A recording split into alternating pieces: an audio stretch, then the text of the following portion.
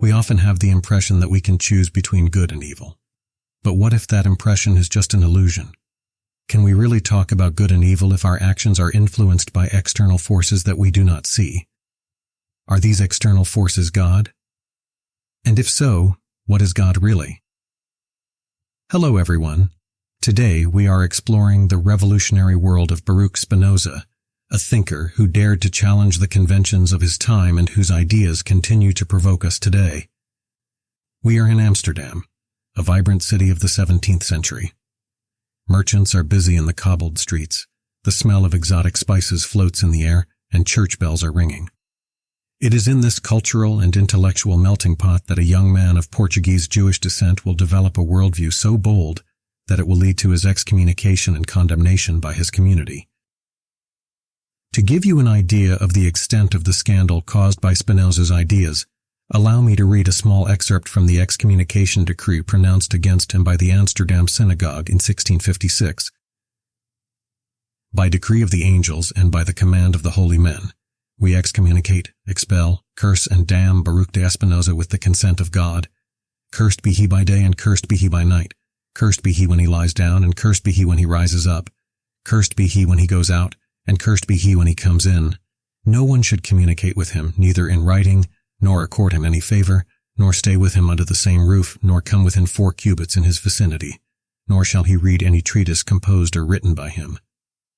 These words of a violence rarely matched in the history of thought give us a glimpse of the shock that Spinoza's ideas must have provoked in 17th century Europe, deeply imbued with religion. Spinoza does not merely question some minor aspects of the theology of his time. No, he attacks the very foundations of the traditional conception of God. But what were these so scandalous ideas? Why did they provoke such a reaction? And why, despite this condemnation, is Spinoza today considered one of the greatest philosophers of all time? This is what we are going to discover together in this episode. Get ready for an intellectual journey that might well shake your worldview, your understanding of God, and your own freedom.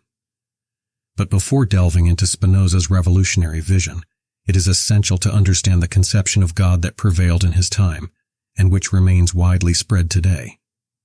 This conception, shared by monotheistic religions such as Judaism and Christianity, is what we call an anthropomorphic vision of God. But what does this mean exactly? Well, think of God as a kind of super being, endowed with a personality, emotions, and a will of his own. It's a God who can love, get angry, forgive, or punish.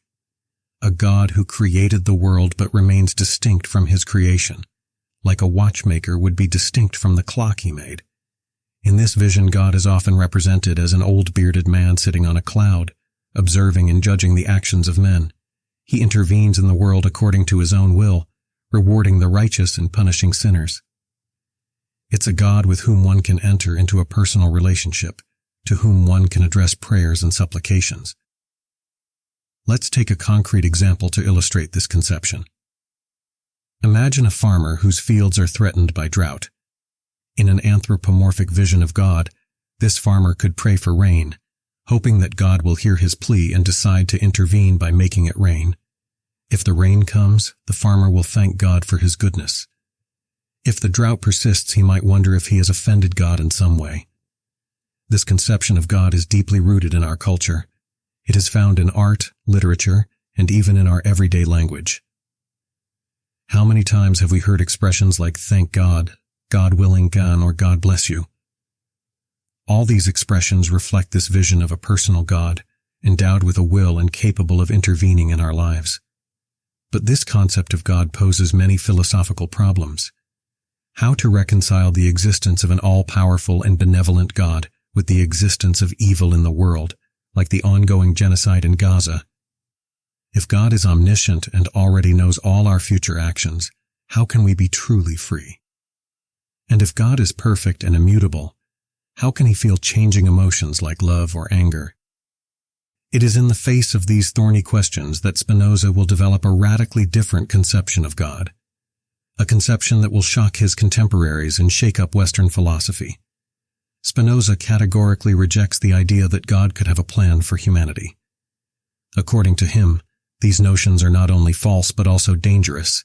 They keep us in a state of ignorance and submission, preventing us from understanding the world as it really is. Baruch Spinoza asserts that God is not what we have always believed. He does not see God as a being separate from the world, endowed with a personal will or intervening in human affairs. Imagine the shock, confusion, or even anger that this could provoke. This explains the severe anathema I mentioned earlier. This shock and anger at his conception of God is so radically different from the traditional vision that some have accused him of atheism, when in reality, God is at the very center of his philosophy. For Spinoza, God is not a transcendent being, separate from the world, but is identical to nature itself. This is what he expresses with the Latin formula Deus sive Natura. God, that is to say nature, we can also translate it as God or nature. This is revolutionary, but be careful. When Spinoza talks about nature, he is not simply talking about trees, mountains, and rivers. He's talking about the totality of existence, of everything that is, has been, or will ever be. Imagine the entire universe, in all its immensity and dizzying complexity. Distant galaxies, mysterious black holes, every atom, every particle, and every thought that crosses your mind right now. All of this, in its infinite diversity and fundamental unity, is God according to Spinoza. This conception of God as a unique and infinite substance is at the heart of Spinoza's metaphysics. According to him, there is only one substance in the universe, and this substance is God or nature. Everything we perceive as distinct things, you, me, my cigarette, this black coffee without sugar, this old laptop, are in reality only modes or expressions of this unique divine substance. So, the question is, why do we need the name of God? If God is nature, why continue to call it God? Why not call it the world? Normally, God is a creator distinct from his creature. God is a creator who pre-exists his creature. God wants what he wants and produces the world. This is what we call theism. Theism, from the Greek theos, God, is a conception that affirms the existence of a God who is both personal, unique, because of the world in which he acts. But Spinoza says no, God and the world are the same. So, there is not a God who creates the world, but God is the world, and the world is nature. Deus sive Natura. But how to understand this unique divine substance? Spinoza tells us that it possesses an infinity of attributes, of which we can perceive only two: extension or matter, and thought. Everything that exists in the world is an expression of one or the other of these attributes, or both at the same time. So an infinity of attributes of which only two are accessible to us: extension and thought. Let's take an example to illustrate this seemingly complex idea. Imagine a wave in the ocean. The wave appears to be a distinct entity with its own shape and movement. But in reality, it is only a momentary expression of the ocean itself. It has no separate existence from the ocean. In the same way, according to Spinoza, we are all modes or expressions of the divine substance, like waves in the ocean of existence. So God as a single substance has profound implications. If everything is God, then everything that happens in the universe necessarily follows from the nature of God. This is what we call determinism, the idea that there is no chance or contingency in the universe, but that everything is determined by necessary causes. Imagine a game of dominoes. Once you have arranged the pieces and pushed the first one, all the others necessarily fall following the laws of physics. In the same way, for Spinoza, everything that happens in the universe is the necessary result of the laws of nature or of God. This conception of God is radically different from the traditional view. Spinoza firmly rejects the idea of an anthropomorphic God, that is, a God with human attributes such as emotions or will. For him, attributing human characteristics to God is a projection of our own limitations onto a concept that should be beyond such characteristics. Think about it for a moment. If God is everything that exists, how could he have a will distinct from the totality of existence? How could he intervene in the world since he is the world? How could he judge or punish, since everything that happens is a necessary expression of his nature?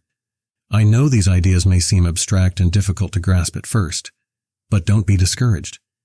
The beauty of Spinoza's philosophy lies precisely in its ability to make us see the world in a radically new way. Now that we have laid the foundations of Spinoza's conception of God, let's delve deeper into one of its most revolutionary characteristics, the immanence of God.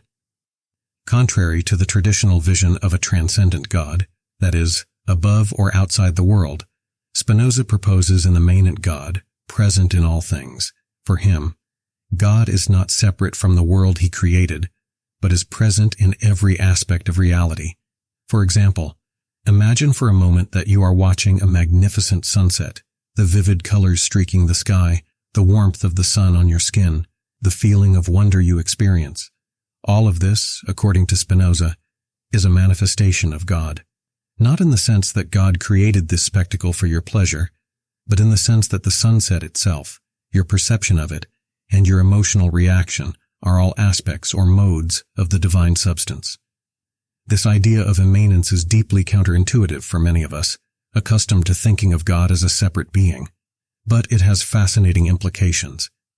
If God is immanent in all things, it means that every aspect of reality, from the greatest to the smallest, from the most beautiful to the ugliest, is an expression of the divine nature.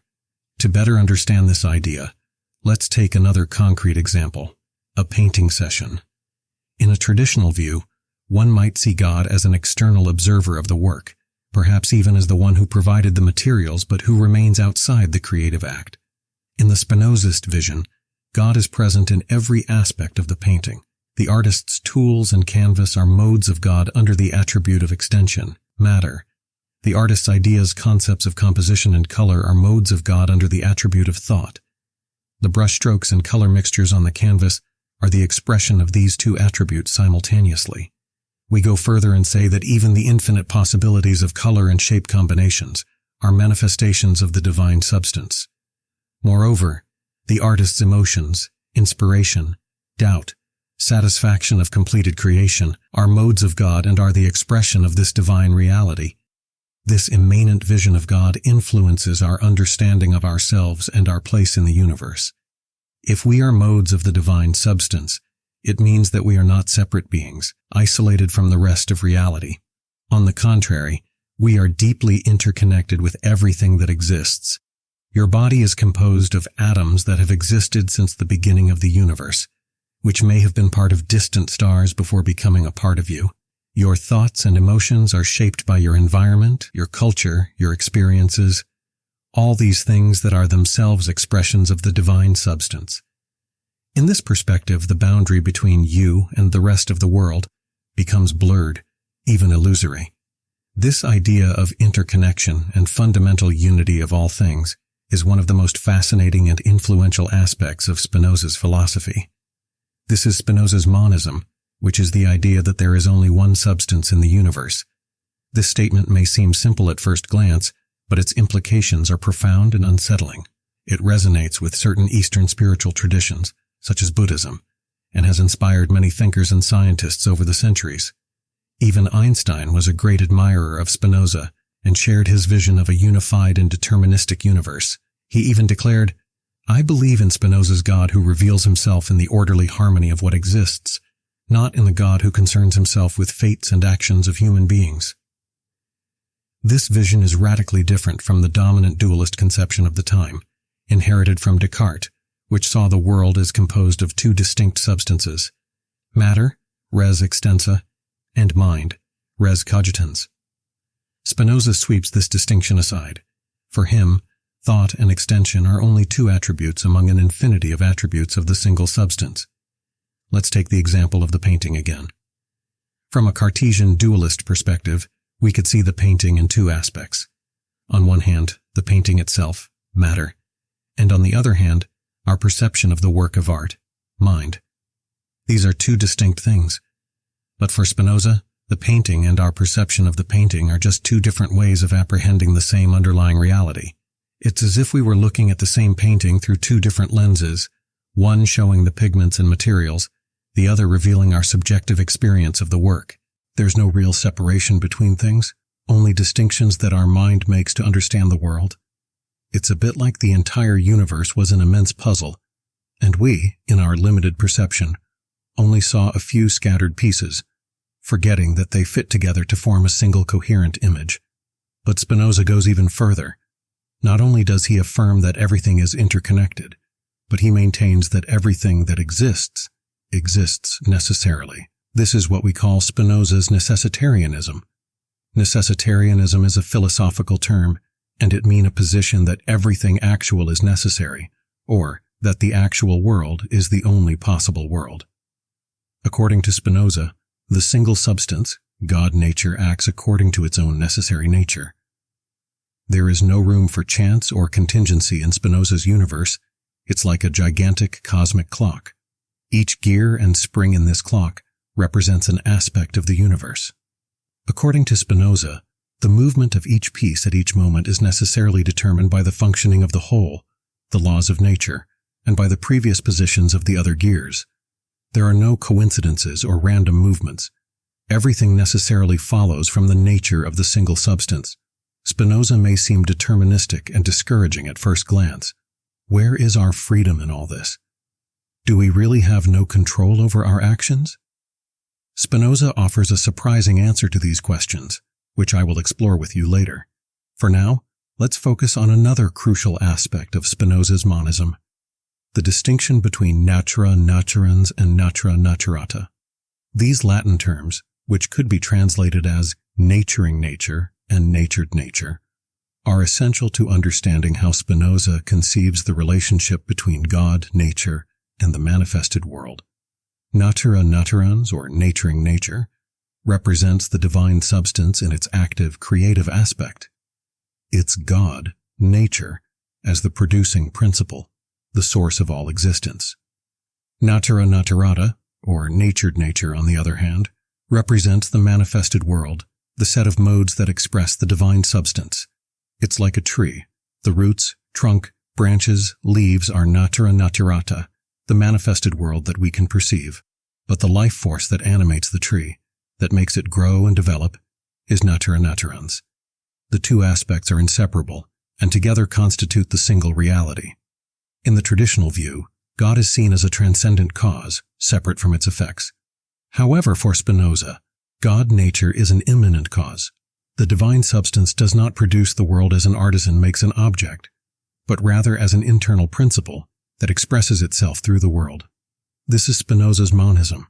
It has profound implications not only for metaphysics, but also for ethics and politics.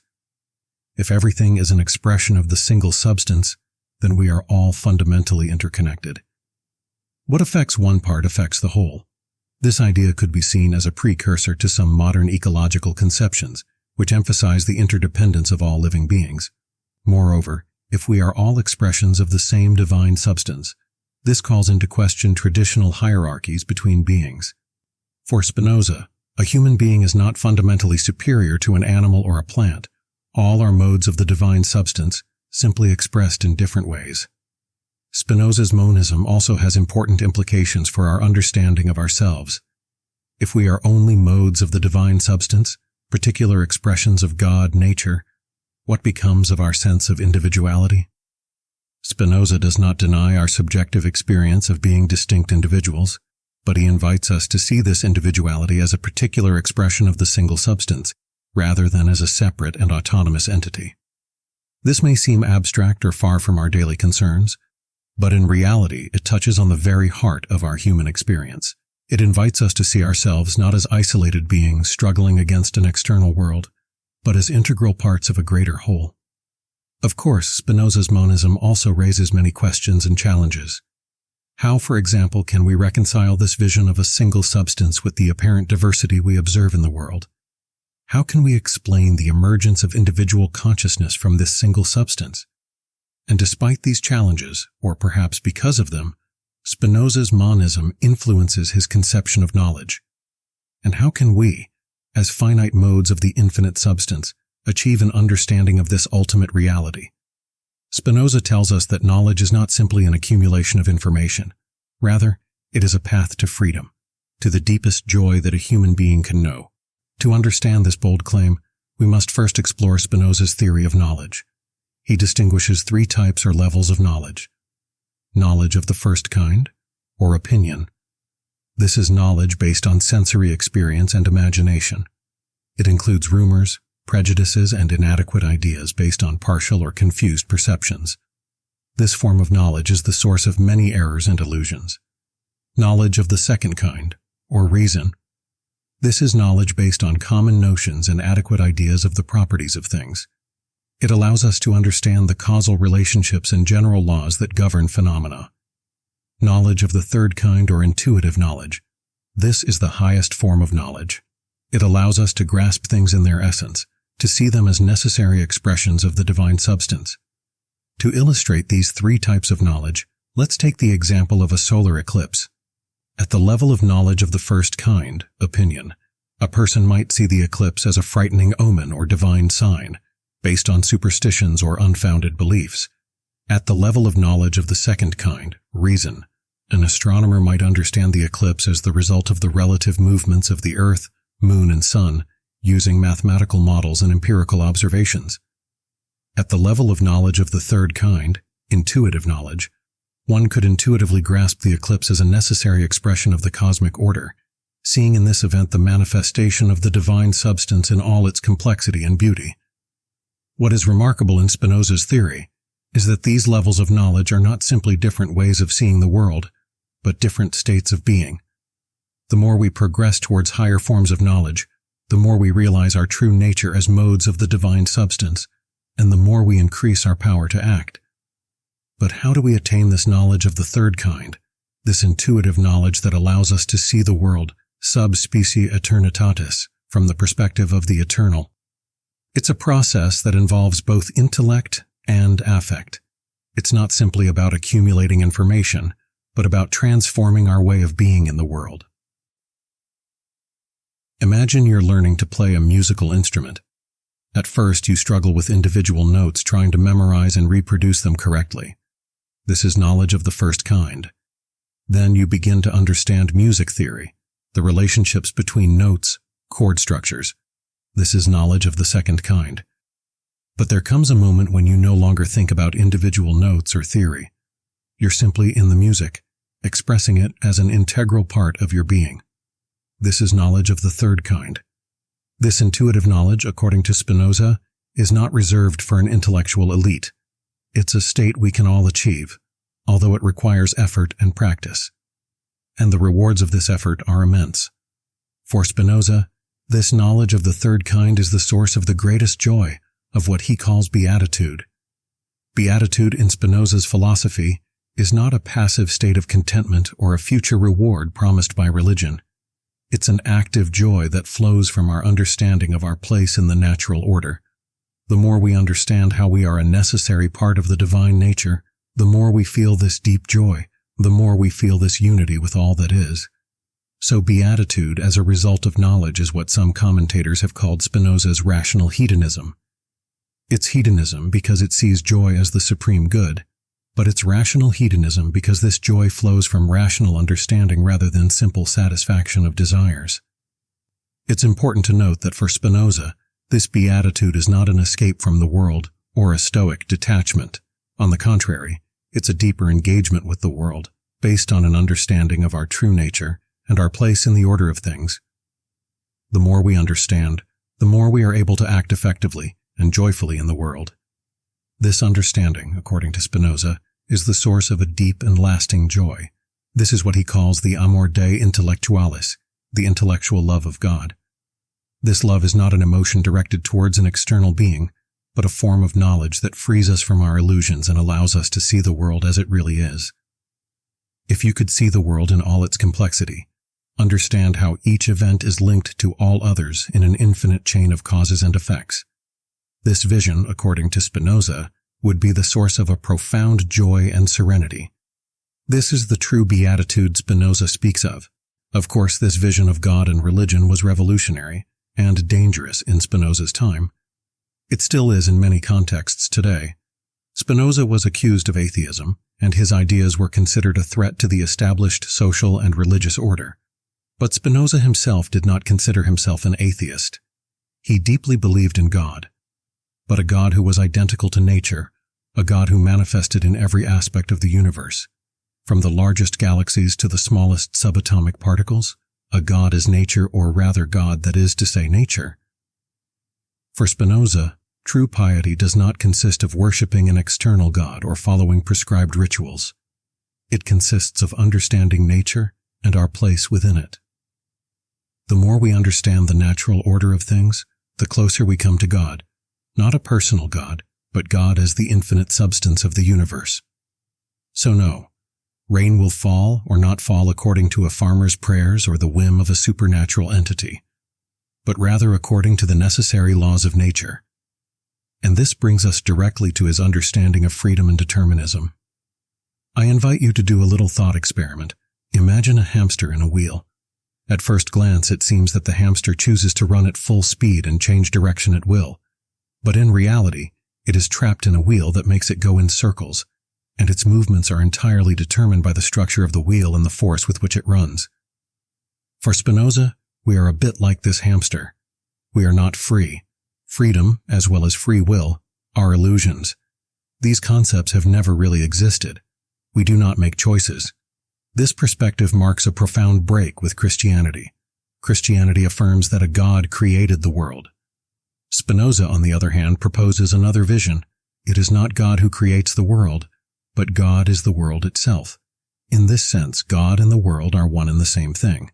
In the Christian narrative, one can do anything except eat the fruit of knowledge. When the woman tasted this fruit, original sin was born. It is from this story that the Christian idea of free will stems, according to which we have the ability to choose between good and evil. If we choose good, we are rewarded, and if we choose evil, we are punished. But for Spinoza, there is no free will, no freedom, no good, no evil. For him, we have the impression of freely choosing our actions. Men believe themselves to be free because they ignore the causes that determine them. But in truth, our choices are dictated by external forces and causes that we do not perceive, because we are not aware of the internal mechanisms that determine our decisions. The illusion of freedom is like that of the hamster who believes he controls his run while simply following the constraints of the wheel. This is what Spinoza calls the illusion of free will. So there are not two worlds, but only one. There is not a creator God and his creature, but God and the creature are the same thing. There is no freedom, just obedience to necessities. But wait, you might say, if everything is determined, does that mean we are mere puppets without any real freedom? This is a crucial question, and Spinoza's answer is both subtle and profound. Spinoza tells us that we have no choice, but knowing that we have no choice makes us free. It's a paradox, I know. For Spinoza, true freedom does not consist in escaping determinism, which is impossible, but in understanding it and acting in accordance with it. The more we understand the causes that determine us, the freer we are. And knowing that we are not free liberates us. Let's take a concrete example to illustrate this point. For instance, you often get angry with your work colleagues. At first, you passively undergo this anger, as if it came from nowhere. But as you reflect and analyze the situation, you begin to understand the causes of this anger. Maybe it's due to stress, lack of sleep, or repeated misunderstandings. This understanding gives you the power to act on these causes, to transform your behavior. Here, you haven't escaped determinism. Your actions are still the result of causes, but you have become the adequate cause of your actions, rather than simply reacting to external stimuli. But with this idea, how can we be both determined and free? For Spinoza, there is no contradiction. Freedom is not the opposite of determinism, but its fulfillment through rational understanding. This, for Spinoza, is true freedom. It's not the absence of determination, but self-determination through reason. The more we understand the causes that determine us, the more we can align our actions with our essential nature, which is rational. But beware, this freedom through reason is not a state that we achieve once and for all. It's an ongoing process, a constant effort to understand the world and ourselves. As Spinoza says in the Ethics, all things excellent are as difficult as they are rare. For Spinoza, accepting our determination is actually liberating. It's a praise of knowledge and understanding. When we achieve true knowledge, we attain wisdom that generates joy. Think about it for a moment. How many times do we torture ourselves with what ifs? What if I had made a different choice? What if I had acted differently? These questions, according to Spinoza, are based on an illusion. Our past actions were the necessary result of the causes that produced them. Understanding them can help us act differently in the future, but regretting them is useless and even harmful. Moreover, this understanding of our determinism can lead us to greater compassion towards ourselves and others. If we understand that people's actions are the necessary result of causes, we are less inclined to anger or resentment. We can seek to understand rather than to judge. But don't be mistaken. This view is not a call to passivity or fatalism. On the contrary, it is a call to action. Action based on understanding rather than on impulse or illusion. Ultimately, Spinoza's view of freedom is deeply optimistic. Spinoza says, blessedness is not the reward of virtue, but virtue itself. In other words, true freedom, true joy, does not come as an external reward for our actions, but is inherent in the very act of understanding and acting in accordance with our rational nature. Spinoza also says that we experience that we are immortal. What he means is that we are part of a world where nothing is lost, nothing is created, everything is transformed. We were in this world before we were alive. We are here as living beings, and we will be here after we cease to be alive. Therefore, we experience that we are immortal. Spinoza's ideas may seem abstract or distant from our daily concerns, but that is precisely what makes Spinoza so fascinating and relevant even today, more than 3 centuries after his death. His ideas continue to challenge us, pushing us to question our most fundamental assumptions about ourselves and the world. So, dear listeners, as Spinoza said, the more we understand individual things, the more we understand God. I challenge you to try to see the world through Spinoza's eyes.